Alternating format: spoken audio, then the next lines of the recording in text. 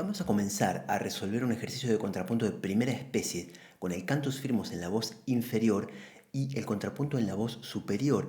Lo vamos a hacer de manera tal que no sea solamente seguir un par de reglas, eso es muy fácil como ahora lo vamos a ver, sino que lo vamos a utilizar como lo que es, como lo que históricamente siempre fue, que es un ejercicio de composición.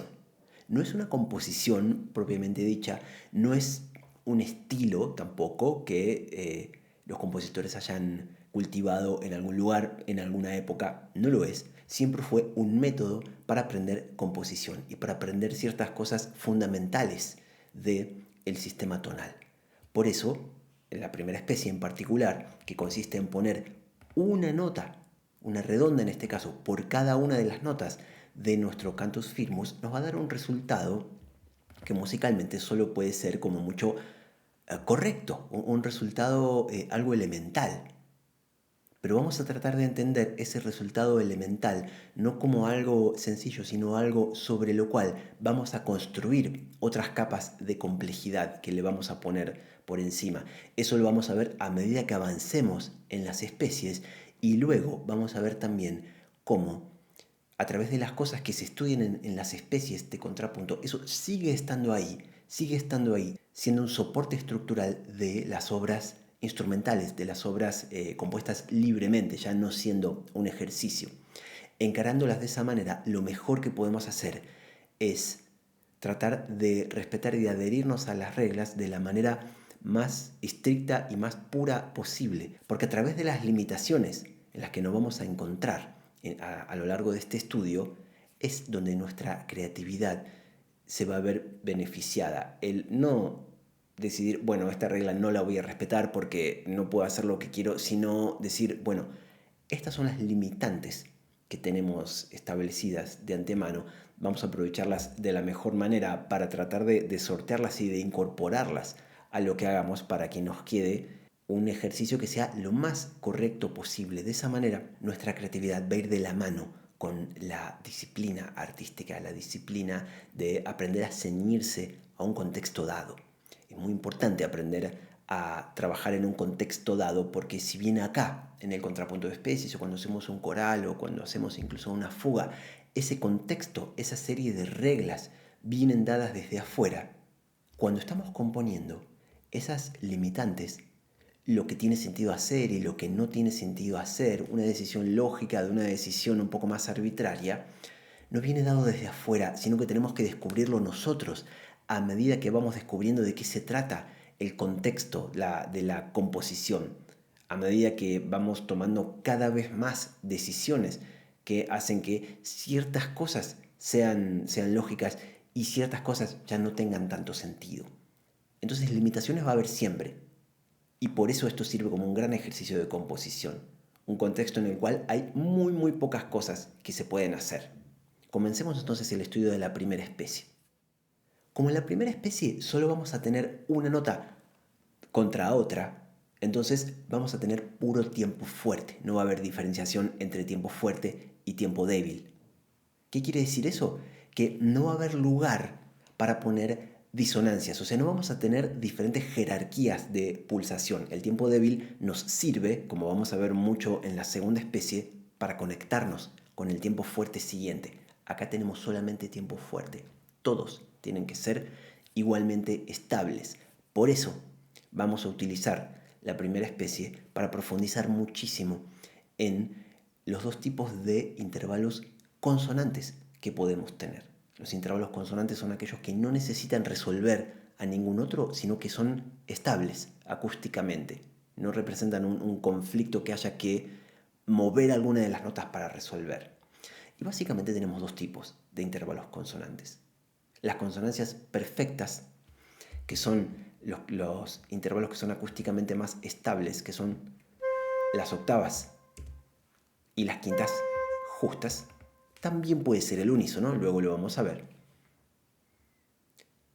Y después las consonancias imperfectas, que son la tercera, no importa si es mayor o menor, y la sexta, tampoco importa si es mayor o menor. Entonces, esos son los cuatro intervalos, o bueno, sumemos al unísono y digamos que son cinco intervalos que vamos a poder usar. Siempre justos, unísonos, octavas y quintas. Esas son las consonancias perfectas.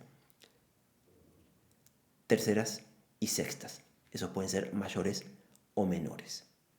No vamos a usar ningún tipo de disonancia porque eso va a hacer que nos quede un compás entero como disonante. No queremos eso, queremos que todos los compases sean igualmente estables entre sí. No tenemos acá, dentro de este contexto que es el contrapunto de especies, no tenemos la manera de resolver una disonancia. No nos puede quedar un compás entero como disonante. No vamos a usar entonces ni segundas, ni séptimas, ni novenas, y sobre todo no vamos a usar cuartas. Las cuartas a dos voces son disonantes, aunque sean cuartas justas. Luego vamos a ver por qué, pero las cuartas a dos voces hay que tener cuidado si se escuchan disonantes. A tres voces o a más hay maneras de que suene consonante y maneras de que suene disonante, pero siempre a dos voces lo que tenemos que recordar por ahora es que son disonantes. Entonces, si solo vamos a usar consonancias, vamos a dividir entre consonancias perfectas e imperfectas porque como hay algunas que son acústicamente mucho más estables que otras que son las perfectas, esas van a venir perfecto para usar en ciertos lugares y en ciertos lugares no tanto. ¿Dónde vamos a usar consonancias perfectas? Bueno, para empezar, al principio y al final. Es más, voy a comenzar trabajando por el final, mostrando cómo también cuando uno está componiendo, por supuesto que no tiene que empezar por el principio de la obra, no tiene que sentirse obligado a empezar por el principio. El principio es, sí, lo primero que se va a percibir una vez que la obra está terminada, pero eso no quiere decir que un compositor tenga que empezar por el principio. Es más, es mucho más difícil empezar por el principio de una obra que por cualquier otro lado. Quiero empezar acá, particularmente por el final, porque es el lugar en el que menos libertad vamos a tener, que más estricto va a ser. ¿Por qué? Porque en realidad la única manera de que mis dos líneas lleguen a un final es que las dos líneas terminen en la tónica. Este ejercicio, este cantus firmus, está en do menor. La única manera que tengo de que mi contrapunto realmente se escuche conclusivo y se escuche que termine es que también termine en el primer grado de la escala. Entonces, este va a ser el final, la octava, siempre, siempre. O sea que ya puedo comenzar poniendo eso. Ahora, ¿qué otra cosa vamos a hacer acá? Bueno, ¿cómo vamos a llegar a ese final? Tenemos una voz que llega desde el segundo grado descendiendo. Segundo grado de la escala, primero. Por supuesto que no vamos a poder hacer esto y hacer que las dos voces, las dos líneas, lleguen haciendo octavas paralelas. ¿Por qué no vamos a poder hacer eso? Porque en realidad cuando tenemos octavas paralelas no estamos teniendo dos voces independientes. Acá lo que queremos es lograr dos líneas que sean totalmente independientes y la dificultad está en que sean independientes entre sí y por otro lado que tengan esta correspondencia en la simultaneidad, ¿no? Lo que pasa con los intervalos. Por eso hasta el momento estuve hablando de qué intervalos podemos tener simultáneamente. Entonces, ¿cuál va a ser mi única opción para terminar acá? Que mi contrapunto, cuando está en la voz superior, se mueva hacia la tónica siempre desde la sensible. Quiere decir que si estoy en modo menor, como acá, ese séptimo grado lo voy a tener que ascender. Entonces acá tengo este intervalo de sexta, que es una sexta mayor que se forma entre el segundo grado de la escala. No pensemos en acordes cuando hablo de grado de la escala, pensemos en grado melódico.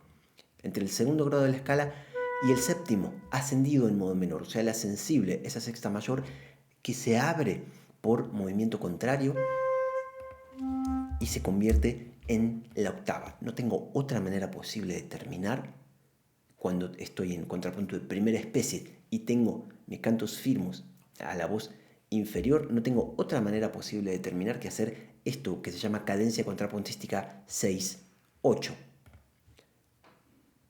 ¿Cómo podría tomarla? Por ejemplo, desde acá, ¿no? Y acá tenemos un final, acá tengo una sexta paralela. Sí puedo tener sextas y terceras paralelas, luego vamos a hablar de eso.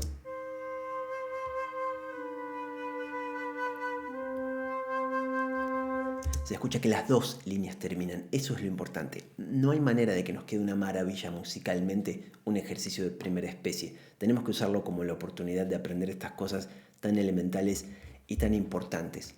Teniendo listo el final, ¿qué tal si me muevo directamente al principio? Y como decía, así como al final vamos a tener que terminar con una octava,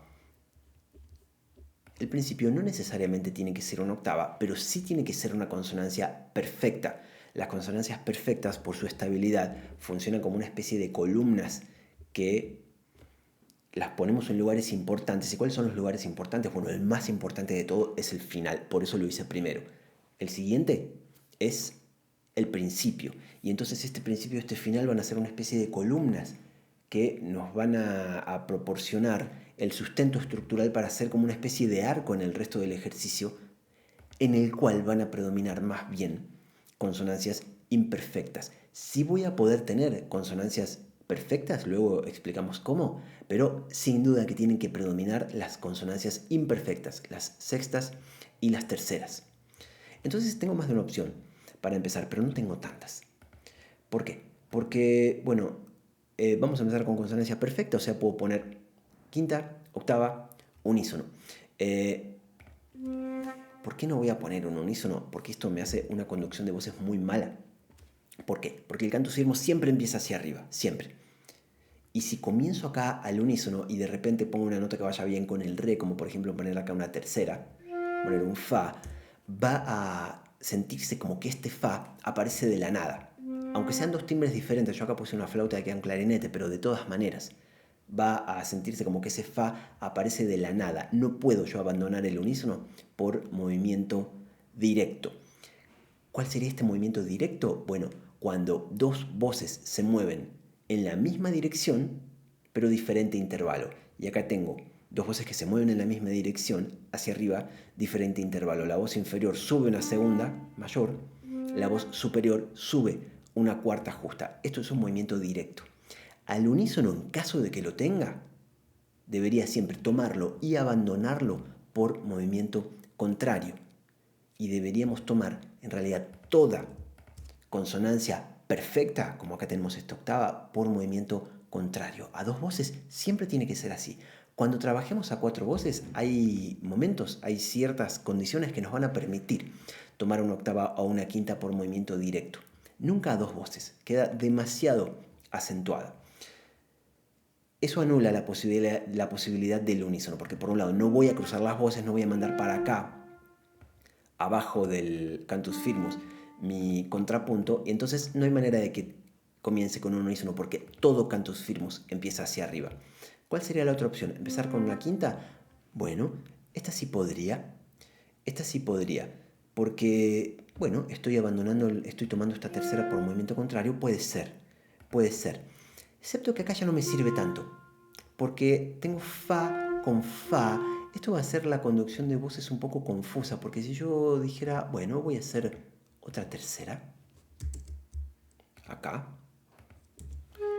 Ahora lo que está pasando es que este fa, en realidad, aunque sea entre dos voces diferentes, se está manteniendo. Entonces esto está enfatizando mucho este re y este la, que hay que tener mucho cuidado, en modo menor forman un tritono.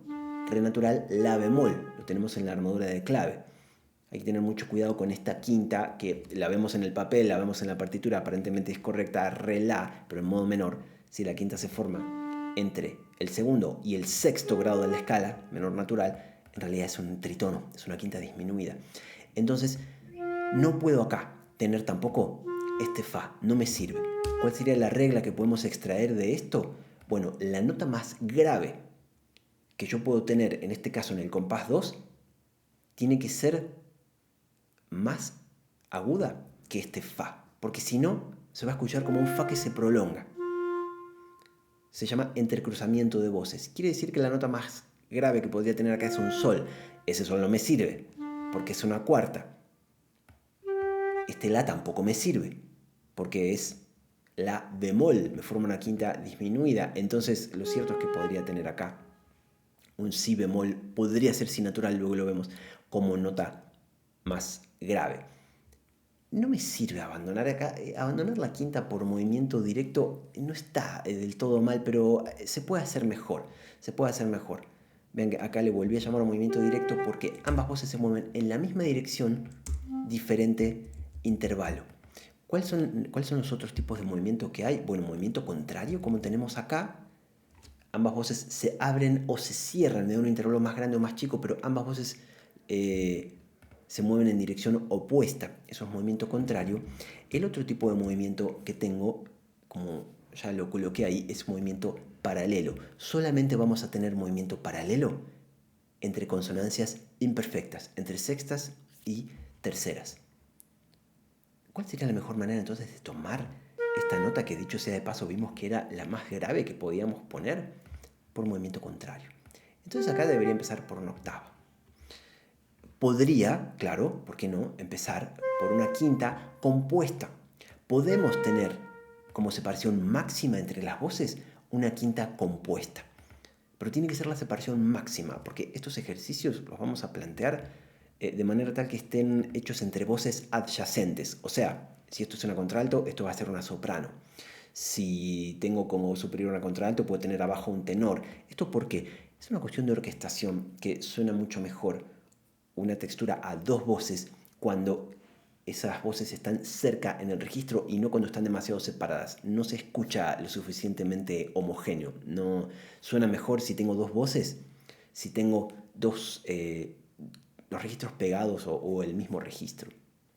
Es mucho más fácil, por ejemplo, hacer algo como tengo acá para flauta y clarinete que hacer algo para piccolo y fagot, por ejemplo. Mucho más fácil, no se escuchan tan homogéneos los intervalos, no los escuchamos igual cuando están demasiado separados en el registro. Entonces, como separación máxima, podemos permitirnos tener una quinta compuesta.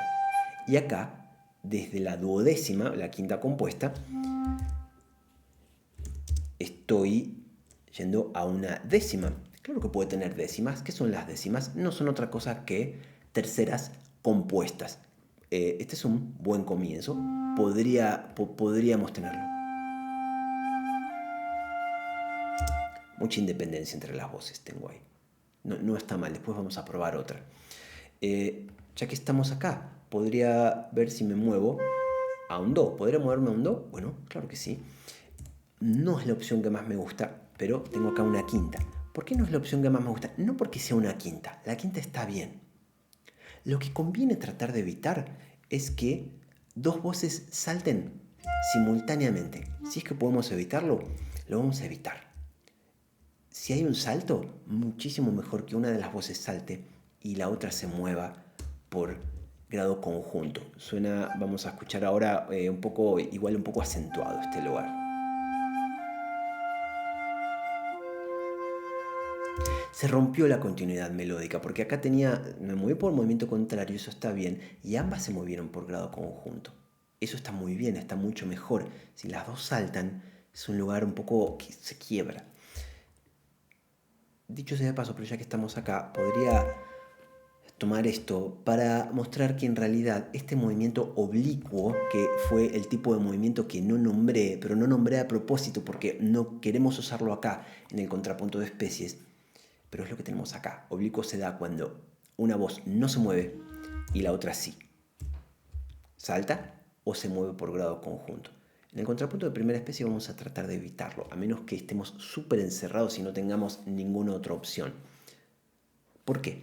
Porque el tener movimiento oblicuo, básicamente esté ligada o no, en realidad aunque no esté ligada, da igual, tenemos dos compases de la misma nota, entonces la línea se nos congeló ahí, se frenó demasiado y nuestra ambición acá es hacer una línea melódica que tenga las mismas propiedades que tiene nuestro cantus firmus. Nuestro cantus firmus tiene un principio y un final, tiene un arco dramático, hasta tiene forma de arco la melodía, tiene un punto álgido que aparece una sola vez y que está tomado de una manera, en este caso por una cuarta, y luego compensado descendiendo por grado conjunto, y a partir de ahí, a grandes rasgos, si omitimos ciertos detallitos locales, como este mi, por ejemplo, básicamente tenemos un gran ascenso y después un gran descenso.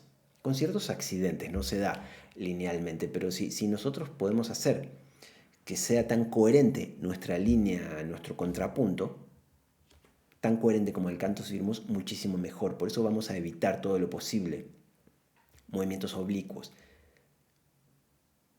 Entonces, tampoco vamos a repetir acá el fa, Eh, Podría llegar acá a un sol, pero tengo el mismo problema, ¿no? Tengo dos líneas que saltan simultáneamente y puedo tener, ¿sí? Este movimiento paralelo 10, 10. Podría, pero vamos a probar un comienzo un poco diferente. Vamos a probar comenzar acá, en el si, en el do, perdón. Entonces vamos a tener mejor una octava. Ya vimos que ese comienzo que habíamos ensayado sirvió para ver qué pasaba, pero a su vez vimos que nos quedábamos un poco encerrados, sirvió para repasar también esta cuestión del movimiento oblicuo. Entonces, esto me viene como anillo al dedo para mostrarles en realidad el mejor tipo de movimiento que uno puede tener en el contrapunto de especies y en cualquier contrapunto en general, que es el movimiento contrario. El movimiento contrario es la esencia de la polifonía. Es cuando más independientes van a ser las voces. Entonces, acá este comienzo sí que está mucho mejor. Acá tenemos un lugar, vean, además verticalmente tenemos toda la variedad, octava, tercera, perdón, octava, sexta, tercera, donde tenemos un salto. La otra se mueve por grado conjunto, como había comentado hace un rato, que es muchísimo mejor. Y acá tenemos hasta ahora puro movimiento contrario. Una voz siempre bajó, la otra siempre subió. De todas las opciones que hemos visto, este es el mejor comienzo. Vamos a escucharlo.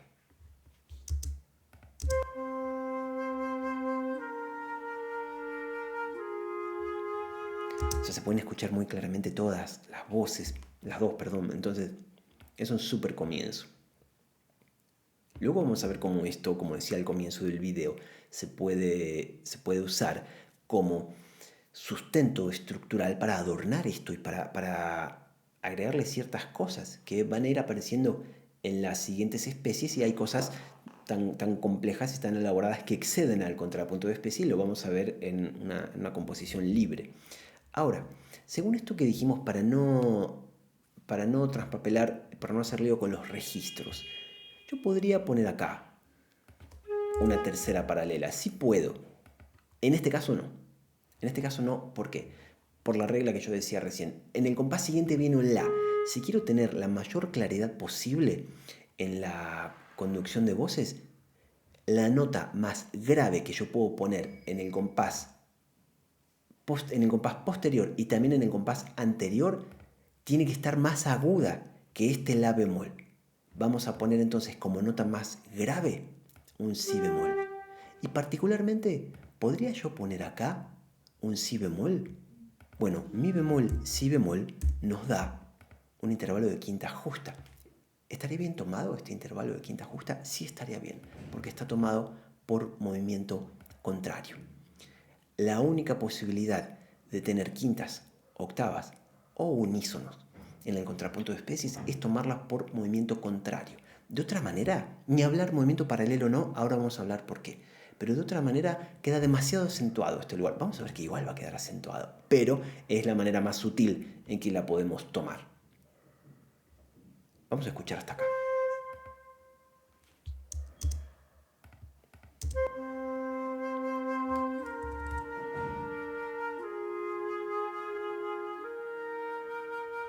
Igual es una quinta que está muy bien.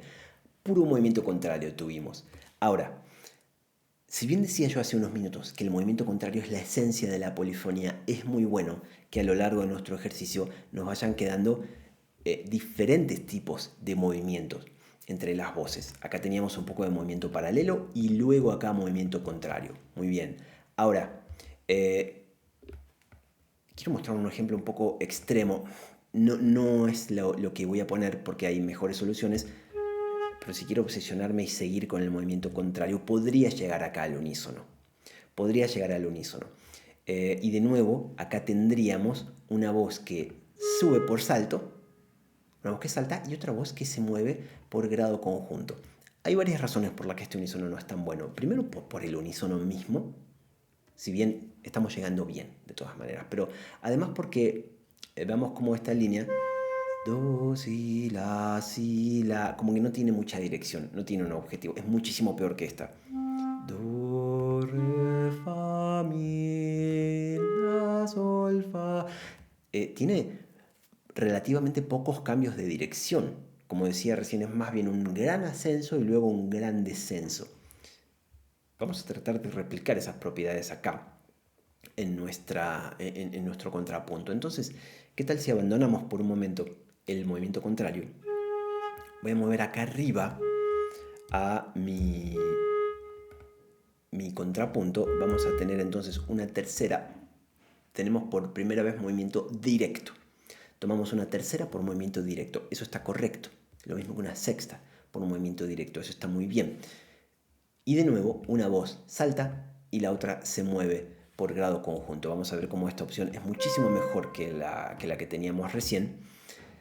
Y acá probablemente, como para que vaya ganando un poco más de registro nuestra línea melódica, posiblemente nos convenga, eh, tenemos un sol.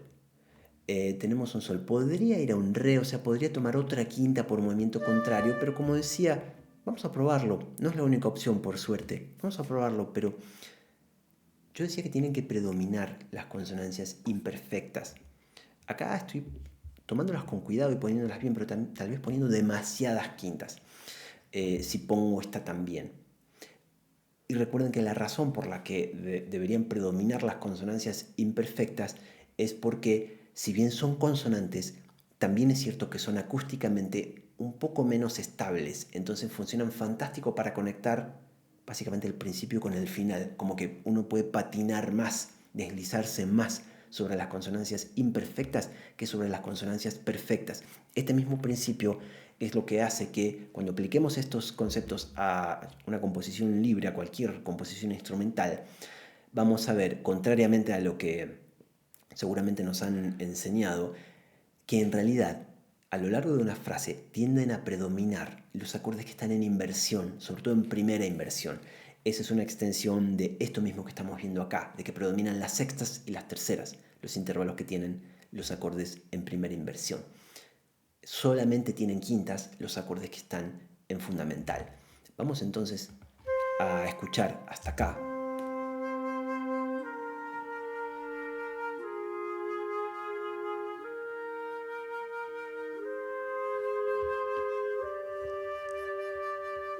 Mal no está, mal no está, pero vamos a aprovechar, nos vamos a quedar un poquito encerrados acá, tendremos que movernos a una octava, que puede llegar a ser, pero mejor vamos a movernos a otra sexta. Movimiento contrario también, una voz se mueve por un movimiento contrario, la otra salta, ningún problema, está muy muy bien. Ahora, para complementar esto que decía de el predominio de las consonancias imperfectas, es muy importante que al comienzo tengamos consonancia perfecta. Porque básicamente habíamos dicho do, pero no como unísono porque el registro no lo permitía y podía ser sol acá. Pero habíamos visto que era mucho mejor si lo poníamos acá y acá nos habíamos decidido poner un do. ¿Por qué no se puede comenzar con sexta o tercera? O sea, en este caso con un mi bemol o con un la bemol, porque no es adecuado, no son adecuados esos intervalos para, con los poquitos recursos que tenemos a mano, básicamente con dos notas, sugerir un acorde y por extensión, una tonalidad, así, desde el principio, para que no tenga ningún tipo de ambigüedad. Eso le corresponde más a la fantasía de las composiciones libres, no a lo estricto que tiene que ser un ejercicio de contrapunto de especies. Porque do y mi bemol, si nos limitamos a pensar en acordes triádicos, bueno, pueden ser dos acordes. Pueden ser do menor si le agrego sol, o puede ser la bemol si le agrego justamente la bemol. Ahora, do, la bemol también pueden ser dos acordes diferentes y vemos que ninguno de ellos es do menor. Uno es la bemol si le agrego el mi bemol y otro es fa menor si agregamos el fa. No queremos eso, queremos definir rápidamente cuál es la tónica, porque en realidad lo primero que escuchamos, nuestro oído, nosotros seamos o no conscientes, interpreta qué es la tónica. Excepto que sea una obra, como si, claro que puede pasar, una obra que empieza con un acorde dominante, por ejemplo. Ahora, tanto la quinta como el refuerzo del primer grado de la escala, la duplicación que tenemos acá, enfatiza el do nos da a entender entonces no solo un acorde, sino por extensión toda una tonalidad. Esa es la razón completa por la que vamos a comenzar por una quinta justa o por una octava o por una quinta compuesta, por una duodécima. Podría aquí seguir moviéndome, por ejemplo, en sextas paralelas. Eso me da la posibilidad de hablar de cuántos intervalos iguales paralelos podemos llegar a tener. Había dicho hace un momento que solo vamos a tener paralelismos de sextas y de terceras, nada más. Y eso pasa en realidad en cualquier contexto. Solamente vamos a tener paralelismos de consonancias imperfectas, no de consonancias perfectas. No vamos a tener quintas paralelas y no vamos a tener octavas paralelas. Y ahora voy a hablar de por qué. Porque en realidad la razón para ambos es diferente. Ahora, ¿hasta cuántas? Bueno, eso depende un poco del libro que revisemos. A veces nos van a decir 3, a veces nos van a decir 4. El hecho de interrumpir acá y tomar, por ejemplo, tener otro intervalo, como tener, por ejemplo, acá una tercera compuesta, una décima, nos permite volver a tener algunas sextas sin ningún problema. ¿Qué no podría ser acá? Bueno, esto, por ejemplo, tener otra sexta acá. Vamos a tener 1, 2, 3, 4, 5 sextas. Eso hace que la línea en realidad no sea nada independiente. No sea nada independiente, sino que se convierta más bien en un acompañamiento de la línea que ya tenemos. No queremos eso. Por eso no vamos a hacer puras terceras paralelas ni puras sextas paralelas, porque eso es una armonización. Es como la misma melodía, pero pintada con una brocha como un poco más gruesa, simplemente. Por eso es que en un ejercicio largo podemos pensar que puedo tener hasta 4 sextas o terceras paralelas, y en un ejercicio más bien breve como es este podríamos tener hasta 3. Y el tener un intervalo diferente acá nos permite justamente abandonar un poco eso. Ahora, y que se quiebre y podemos, si fuera el caso, volver a tener 3 sextas paralelas. Aquí hay algo que no me está gustando de esta solución, que es que estoy haciendo saltando las dos voces acá. Eso se podría mejorar. Vamos a escuchar esto y después probamos otra opción.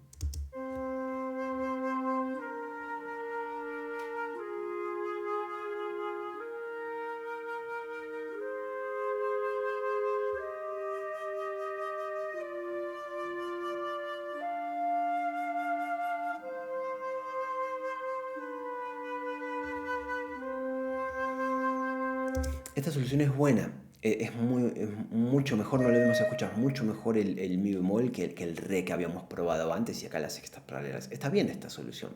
¿Podríamos probar otra? Podríamos. ¿Cuál sería? Si quiero seguir acá con las sextas, con el si bemol, puedo. Lo que pasa es que ya no puedo poner esta. Y acá puedo tener otro intervalo, puedo poner un sol. Podría poner una tercera. Vamos a corregir los intervalos que se van formando. Tercera y acá sexta. Entonces sirve para mostrar cómo, bueno, acá estoy al límite. Nos vamos desde acá hasta el final. 3 sextas paralelas, después otro intervalo diferente y después otra vez la sexta.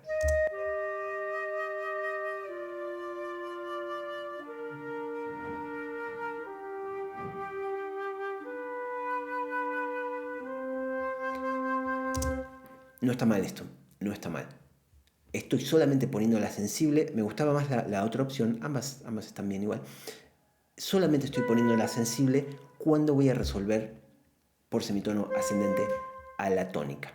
No cuando voy a bajar. Está bien que sea si bemol. Esta es una preocupación que en modo mayor no la tenemos, ¿verdad? Porque siempre es la misma nota, siempre sería si natural, si estuviéramos en do mayor. Entonces, cuando estamos descendiendo, básicamente aquí podemos resumir esto, que vamos a usar el modo menor melódico. Cuando estamos descendiendo, el sexto y el séptimo grado de la escala van a ser naturales, en este caso con bemol. Cuando estamos ascendiendo, va a ser con B cuadro en este caso, o sea, ascendidos. Cuando veamos la segunda especie vamos a ver por qué no usamos el modo menor armónico, sino el modo menor melódico. Ahora, ¿cuál es el tema con las quintas paralelas y con las octavas paralelas? Si bien siempre cuando nos enseñan como que se engloba dentro del mismo principio que no se pueden hacer ni quintas, ni octavas paralelas, las razones difieren muchísimo. Había mencionado algo cuando estábamos haciendo esta cadencia contrapuntística 6-8, de que no iba a tomar desde acá, desde esta octava, la nota final. ¿Por qué? Porque en realidad, si tengo octavas paralelas, no estoy teniendo dos líneas diferentes, sino que estoy teniendo una sola línea, aunque sea más gruesa. Por eso, a veces en la escritura orquestal o a veces en el piano, por ejemplo, en algunos instrumentos funciona muy bien, se hacen muchas octavas paralelas. Pero se hacen muchas octavas paralelas porque ese elemento es uno solo y no son diferentes voces, es una sola voz pintada con una brocha más gruesa, pintada con un pincel mucho más grueso, pero no es independiente, es un refuerzo de lo mismo. Cuando por ejemplo toda la orquesta hace octavas paralelas, ahí hay una sola voz, una sola línea. Entonces no hacemos octavas paralelas porque esto queremos que sea una relación todo el tiempo entre dos voces que son independientes. Y eso no ocurre con las octavas paralelas ni hablar con el unísono paralelo, ¿no? Completamente fuera de la cuestión. Quiero arreglar acá estos intervalos. Entonces, sexta, y vamos a poner sexta también. Y nos había quedado la décima acá. Ahora, ¿qué pasa con las quintas paralelas? Cuando tenemos quintas paralelas no ocurre como ocurre con las octavas. Sí se escuchan como voces independientes. Por ejemplo, si yo pusiera acá un do, ¿no? Entonces tengo quinta, quinta. Lo que pasa es que es la consonancia, sacando la octava y el unísono, es la relación más estable que puede existir entre dos sonidos diferentes, la quinta justa. Por lo tanto, verticalmente es realmente muy prominente, realmente muy muy fuerte. Y entonces eso impide el flujo del movimiento hacia adelante. Y el movimiento hacia adelante es lo más importante que tiene la música tonal. La música tonal la podemos concebir como un movimiento dirigido hacia un objetivo. Y ese objetivo es la cadencia. Ese objetivo, a grandes rasgos, es el final de la obra, pero es, en este caso, el final del ejercicio puede ser el final de la frase. Por eso solo ponemos una octava al principio y al final, en este caso. Por lo menos una octava que involucra el do, que sea do, do. Por eso es que predominaban consonancias imperfectas, sextas y terceras, porque sí nos sirven perfecto para movernos hacia adelante. No así las quintas paralelas, que son tan estables acústicamente que es como que se nos empantana, se nos traba ese flujo hacia adelante que tiene el discurso. Podemos escucharlo.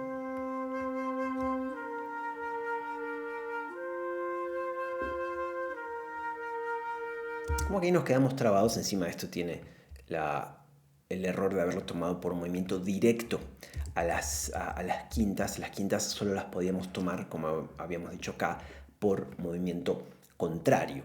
Entonces, habiendo agotado esta explicación de las quintas y las octavas, vimos también, para comenzar, el tipo de intervalos que podíamos usar. Vimos una metodología de cómo hacerlo. Hacemos primero el final y luego el principio. Y el principio, recuerdan, yo probé varias opciones. No es que siempre sea mejor comenzar a la octava, esto de lo que depende mucho del cantus firmus. Y si bien, y esto es muy importante, si bien hay cosas que no hubieran sido problemas en su lugar, por ejemplo, no es que está mal poner el sol contra el mi, pero en este contexto específico sí está mal. ¿Por qué? Porque inmediatamente el cantus firmus va a saltar al la. Entonces genera una línea fantasma que parece que va del sol al la. Y eso oscurece muchísimo la claridad que tenemos que tener acá en la conducción de voces. Es muy importante esa cuestión del entrecruzamiento de voces y no vamos para nada a cruzar las voces también. Claro que pasa eso luego en una composición libre, puede pasar en el contrapunto instrumental, pero necesitamos que sobre todo la primera especie funcione como un esqueleto, como si fueran las columnas de un edificio. Simplemente no nos va a conmover, tiene que estar correcto, porque sobre eso vamos a construir cada vez más capas de complejidad. Entonces, esto, ¿qué tiene que pasar? Tiene que estar bien estable y bien correcto y respetar a rajatabla todas las cosas que estuvimos diciendo. Como ven, el grado de libertad que uno tiene es limitado acá. El grado de libertad que uno tiene es limitado y uno tiene que aprender a navegar y aprender a hacer algo con todas esas limitaciones. Vamos a ver a continuación cómo hacer un contrapunto de primera especie, pero a la voz inferior. Me voy a demorar mucho menos de lo que he demorado acá haciendo un contrapunto a la voz superior, porque casi todo aplica y hay ciertas cositas que van a cambiar. ¿Cuál es la novedad acá? ¿Qué es lo que cambia? Bueno, los lugares donde más tenemos que atender a ciertas diferencias que hay es justamente el principio y el final, el lugar donde yo comencé y al que me moví a continuación. ¿Por qué? Porque ahora, acá tengo el cantus firmus, entonces ya tengo la voz superior que va a descender, se va a mover supertónica, tónica. Acá tengo entonces dos opciones para terminar. ¿Puedo terminar la octava como antes? ¿O puedo terminar al unísono? ¿Por qué podría tener acá un unísono? Porque es posible que lo tome por movimiento contrario. Como ven, acá en esta tercera, que es una tercera menor, recuerden que antes teníamos sexta mayor, unísono, tengo la inversión de la cadencia contrapuntística 6-8. Antes tenía arriba el si y que se abrían al do. Ahora lo que tengo es una tercera que se cierra al unísono. Podría tener esto así o podría tenerlo con una octava de diferencia, ¿no? Podría tener décima, en vez de tener 3-1, tener décima y a continuación la octava. Y esto, como había mostrado antes, podríamos tomarlo tal vez desde acá, ¿no? 10-10. Entonces acá tengo un final posible.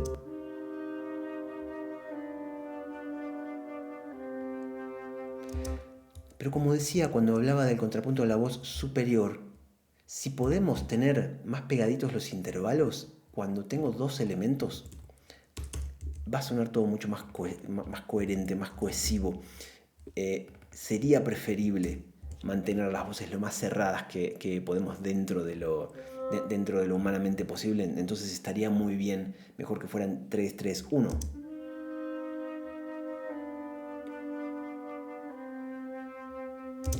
No nos parece que desapareció una voz, acá no sentimos como que hay un solo elemento, porque podemos rastrear perfectamente el camino que hacen cada una de las voces para llegar hasta acá.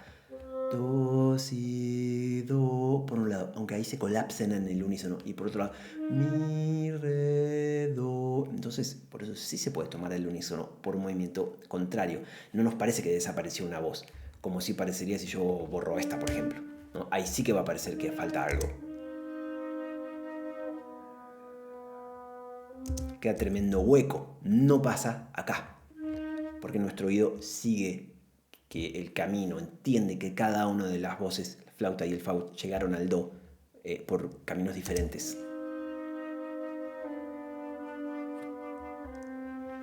Entonces, nuestra cadencia final nos va a quedar así.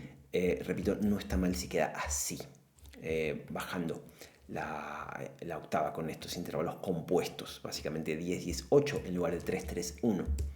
Eso es el lugar que más va a cambiar. Todas las demás consideraciones que hay que tener en cuenta son las mismas, pero ¿qué pasa con el principio? Bueno, para el principio habíamos dicho dos tipos de intervalos. Quintas y octavas podía ser unísono. Y habíamos explicado por qué habíamos dicho que necesitábamos definir que esto estaba en do lo más pronto posible. Ahora, eso, veamos cómo deja afuera uno de los dos intervalos que habíamos explorado, el intervalo de quinta. Porque si yo hago una quinta hacia abajo, da fa, do. Y esto no me sirve para definir do, eso parece como que estamos en fa. Entonces no voy a poder usar el intervalo de quinta.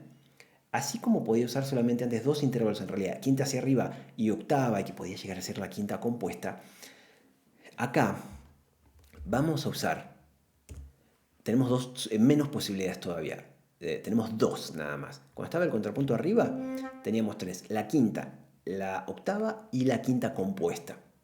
Acá vamos a poder usar unísono u octava. ¿Y por qué vamos a poder usar unísono y antes no? Porque está muy fácil abandonar este unísono por movimiento contrario. Cuidado que acá no voy a poner si natural. ¿Por qué? Porque no lo quiero bajar. No puedo bajar, no puedo poner si do, perdón, no voy a poner si natural porque no quiero subir, porque quiero bajar. Entonces no tengo que ascenderlo, lo dejo así, menor natural. Ahora, ¿podría poner acá un do? No, de ninguna manera, porque tengo una cuarta justa que nos va a quedar ahí muy mal, nos va a quedar un intervalo disonante que va a sonar mucho.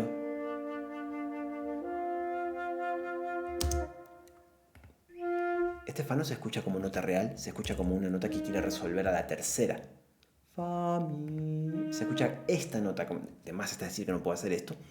No tengo acá la libertad rítmica, entonces encima me puse a manipular el cantus firmus, pero es para que escuchemos cómo en realidad esta cuarta se escucha como disonante y quiere resolver a la tercera. Esta es la nota real.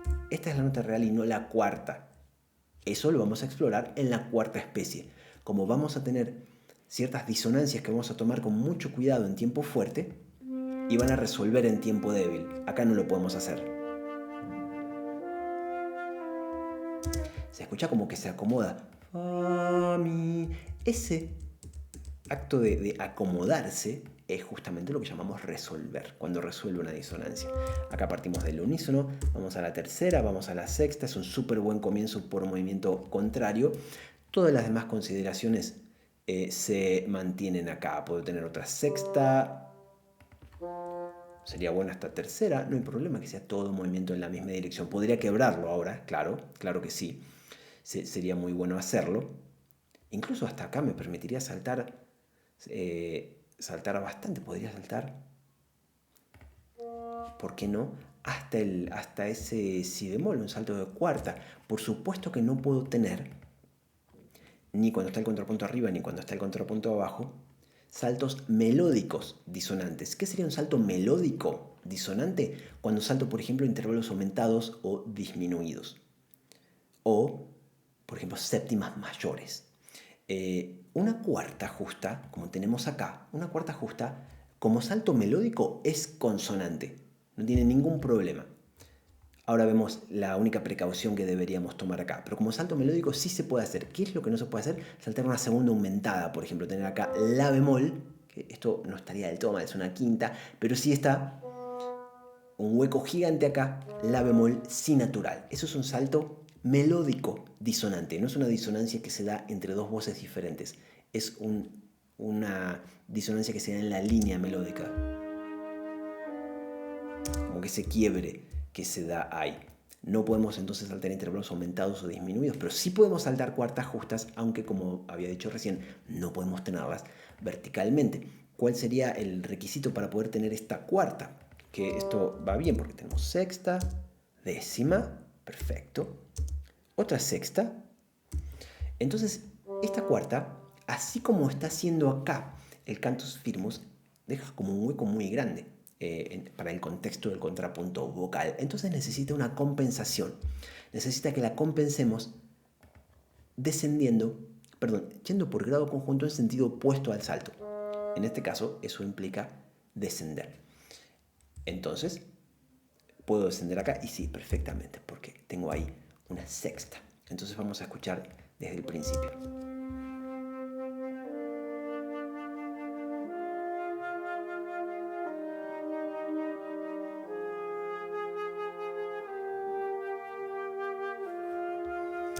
Cuando yo tuve algunos saltos melódicos, cuando yo tuve algunos paralelismos, en este caso que tengo dos, se escucha muy expresivo y se escucha como un hecho musical muy importante cuando se mueven por movimiento contrario las voces. Fíjense que traté de tomar la misma precaución de que cuando una salta, la otra no. Eso da mucha continuidad melódica. Ahora, ¿qué hacemos con esto? Bueno, ahí podría, por ejemplo, simplemente tener otro sí. El único sí que es necesario que sea B cuadro, o sea, tenerla sensible, es solamente al final. Podría llegar a tener acá la sensible, sí. El único problema es que tengo el salto melódico disonante al que me refería recién, tengo la segunda aumentada. ¿Qué hacemos ahí? Bueno, podría ascender este la. Vean que estoy usando la escala menor melódica. Y no hay problema con hacer si bemol la natural, si ese giro cromático, no hay problema, está bien, suena muy bien.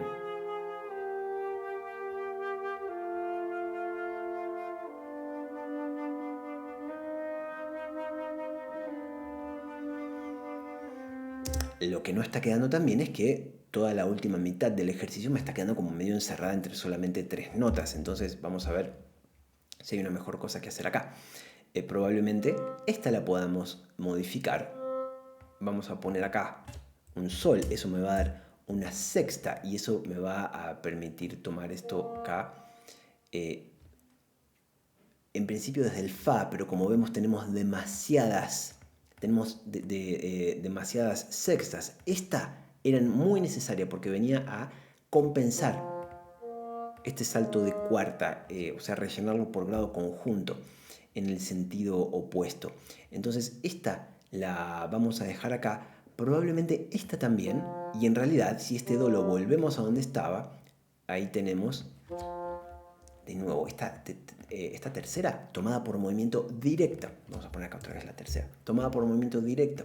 Dos voces suben, una por grado conjunto, la otra salta, y tenemos acá el máximo permitido, entre comillas, que es 3 sextas paralelas, todas juntas. Vamos a escuchar cómo nos quedó este ejercicio, y esto, recordemos, si vieron solo la parte del contrapunto a la voz inferior, la mayoría de las cosas están dichas en la parte en la que hablo sobre el contrapunto a la voz inferior. Acá sí quise completar el ejercicio, pero me enfoqué en cosas que afectan a los dos, y sobre todo o sea, el contrapunto arriba, el contrapunto abajo, y en lo que más cambia de todo, que es la situación de la cadencia y la posibilidad que se abre acá de usar unísonos que antes no teníamos.